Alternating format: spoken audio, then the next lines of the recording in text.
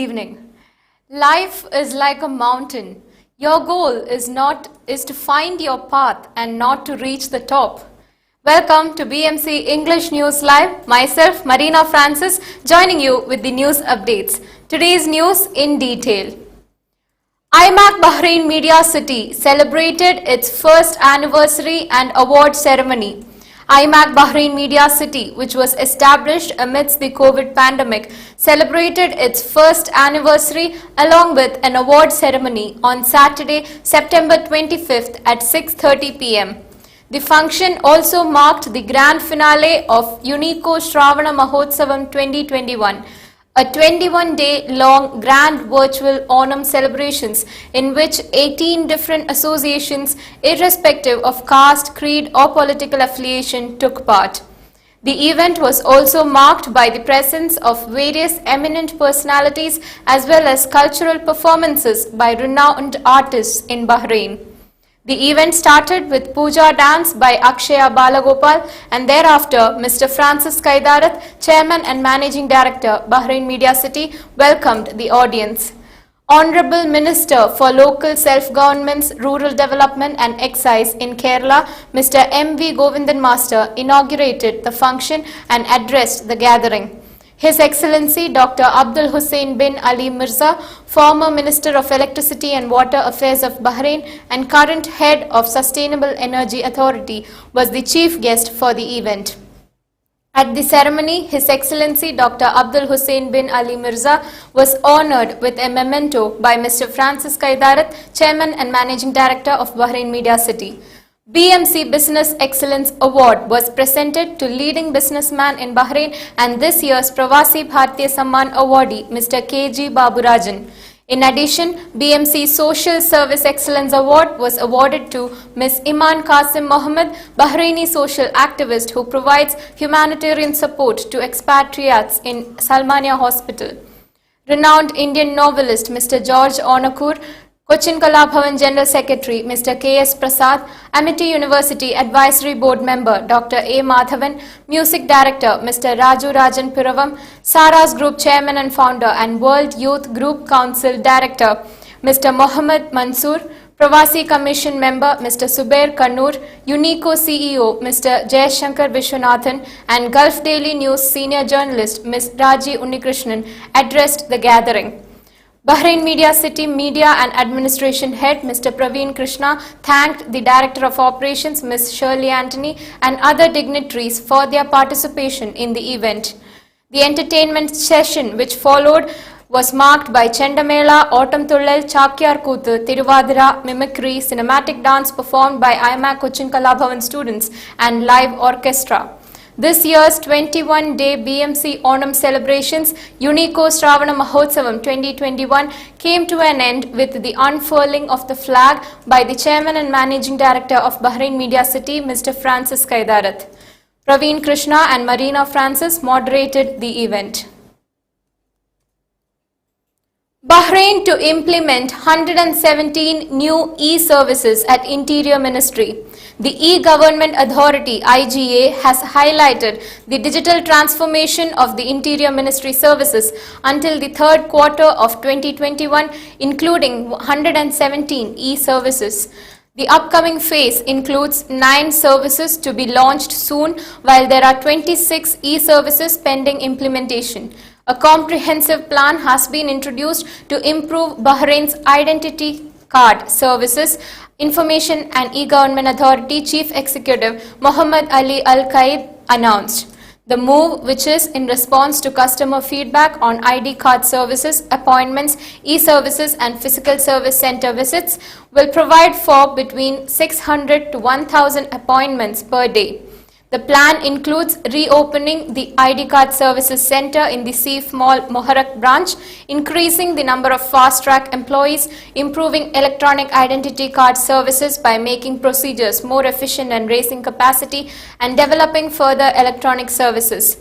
Future initiatives include increasing the number of self-service kiosks, making them available at new locations within the kingdom closer to the public, and adding advanced e-key registration services to these machines.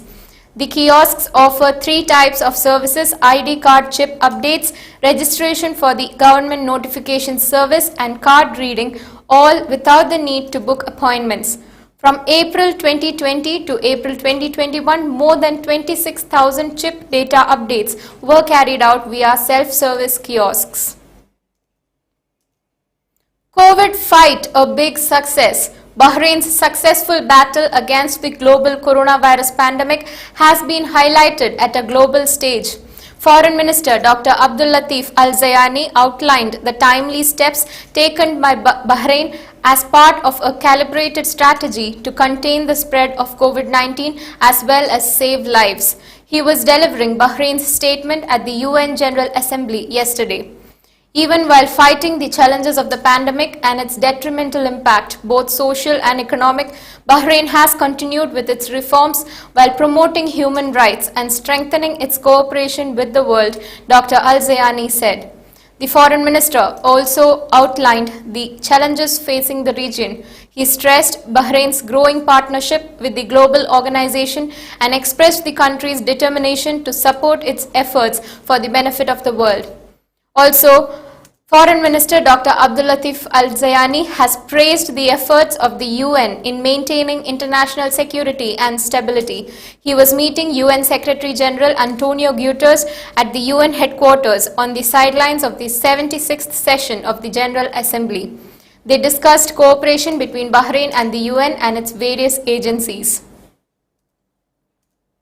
His Royal Highness Prince Salman praised for award. His Royal Highness Prince Salman bin Hamad Al Khalifa, Crown Prince and Prime Minister, yesterday chaired the weekly cabinet meeting at Gudaibiya Palace. The cabinet congratulated His Royal Highness the Crown Prince and Prime Minister for being awarded the C3 Leadership Award granted by the 2021 C3 US Arab Healthcare and Business Summit. Bahrain spearheads World Space Week celebrations. October 4th to 10th marks another run of World Space Week, which is observed annually across the globe to highlight the contributions of space science and technology towards uplifting the human condition. This year celebrates Women in Space. Bahrain joins this global event through the National Space Science Agency (NSSA), Bahrain's flagship team dedicated to promoting space education and fostering public interest in space pursuits. A strong lineup of activities and unique projects sure to wow space enthusiasts and the public at large is announced. Safe physical fitness exercise urged. Bahrain is gearing up for the host of the first Sports Cardiology Conference, which will be held on December 2nd to 4th, 2021. Themed Athlete's Heart, the three-day event will be patronized by His Majesty the King's Representative for Humanitarian Work and Youth Affairs, His Highness Sheikh Nasser bin Hamad Al Khalifa. Bahrain's economy grows 5.7% in the second quarter of 2021. The preliminary results of Bahrain's economic performance during the second quarter of 2021 have indicated that the real GDP grew by 5.7% on an annual basis. It reflects an improvement in the economy and the success of national efforts to mitigate the coronavirus pandemic repercussions. The nominal GDP increased by 20.7% compared to the same period in 2020, supported by growth in the non-oil sectors of 12.8%. According to a cabinet statement issued yesterday, Bahrain's economy contracted by 2.11% in the first quarter of the year compared to what it was a year ago due to the decline in the non-oil economy amid the imposition of COVID-19 restrictions for most of the quarter. VAT plans will be referred to the Parliament. A draft amended law on the value-added tax is to be referred to the Legislative Authority to be scrutinized. If cleared by the legislature, the amended tax on goods and services would come into effect on January 1st, 2022. MPs seek clamp on cyberbullies. Cyberbullying on social media is said to be criminalized, with offenders facing fines of up to BD 3,000 and 3 months in jail if MPs have their way. The amendments to the 1976 Penal Code are being spearheaded by MPs Ahmed Al-Saloom and Dr. Ali Al-Nuaimi. Social media powerful weapon to respond to misinformation and confront challenges, says Information Minister. The responsible use of social media with its speed in transmitting messages to the target audience has become an important tool in spreading awareness and a powerful weapon in responding to misinformation and confronting various challenges, the Information Minister has said. There is a need to understand the orientations and trends of the social media audience and to be open to them in order to be able to produce effective messages that engage directly the community and younger generations, Ali bin Mohammed Al-Rumaihi said. The minister was delivering his lecture about the effectiveness of communication messages between behavioral science and large data at the 10th edition of the International Government Communication Forum. Bahrain's COVID updates: out of 15,141 COVID-19 tests carried out yesterday in Bahrain, 63 new cases have been detected. Among 31 expatriate workers, 27 new cases are contacts of active cases and 5 are travel related. There were 61 recoveries from COVID-19. There are currently 4 COVID-19 cases in a critical condition and 6 cases receiving treatment. 746 are stable out of a total of 750 active cases. Now we shall be back after a very short break.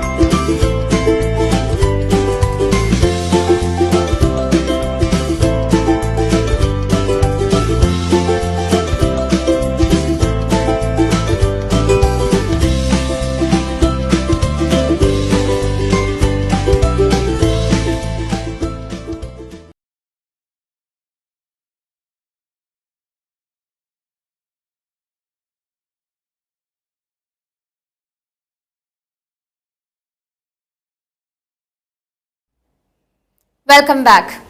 Kuwait to vaccinate children aged 5 to 12 soon. Children aged 5 to 11 will be soon vaccinated in Kuwait, the Ministry of Health announced yesterday. With Pfizer Biotech announcing they are close to obtaining a license for the use of their vaccine for those in this age group, the ministry said it will vaccinate children in a few weeks from now as soon as the company obtains a license for use in the US and Europe. The dosage for this group will be much lower when compared to those above 12 years. This will eventually lead to the resumption of in-person schooling from the second semester onward in light of the continued downward curve of the pandemic. Legendary England World Cup winner Roger Hunt dies at 83. Former England World Cup winner Roger Hunt died at the age of 83 on Monday following a long illness, his former club Liverpool said. Hunt, who scored 3 goals during England's victorious World Cup campaign on home soil in 1966, was also Liverpool's record scorer with 285 goals in 492 appearances until Ian Rush broke the record in 1992. Under Bill Shankly, Hunt helped Liverpool win 2 league titles and their first FA Cup trophy in 1964-65 when he scored in the final against Leeds United. The striker's tally of 244 league goals is still a club record. COVID-19 caused biggest drop in life expectancy since World War II, says Oxford study. The coronavirus disease reduced life expectancy last year by the largest amount since World War II, news agency Reuters reported, citing a study by Oxford University. The study showed that life expectancy dropped by more than 6 months compared with 2019 in 22 countries, and reductions in life expectancy were seen in 27 countries out of the 29, including the United States, Europe and Chile. According to data by Worldometers, 4,761,895 people have succumbed to the COVID-19 till now across the world, and the US continues to top the death toll, followed by Brazil and India. Pfizer tests COVID pill as preventive medicine. Pfizer has started testing its potential COVID-19 treatment as a preventive medicine aimed at warding off the virus if a close contact gets it.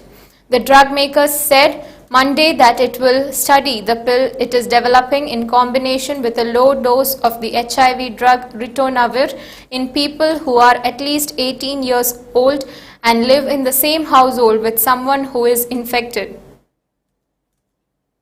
Explosion hits building in Sweden's Gothenburg, 25 in hospital.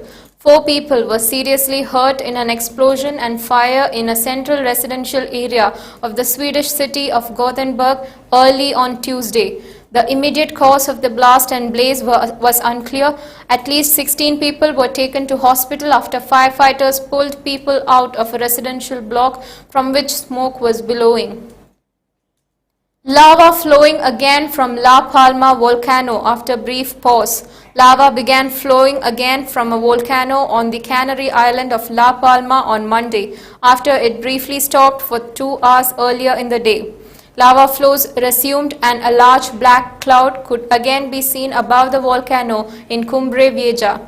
The volcano had suddenly fallen silent earlier in the day after an 8-day eruption that has caused widespread destruction and led to evacuations and curfews. With that news, we come to the end of today's news updates. We shall be back every day at 7:30 p.m. with the daily news updates in English. Good night.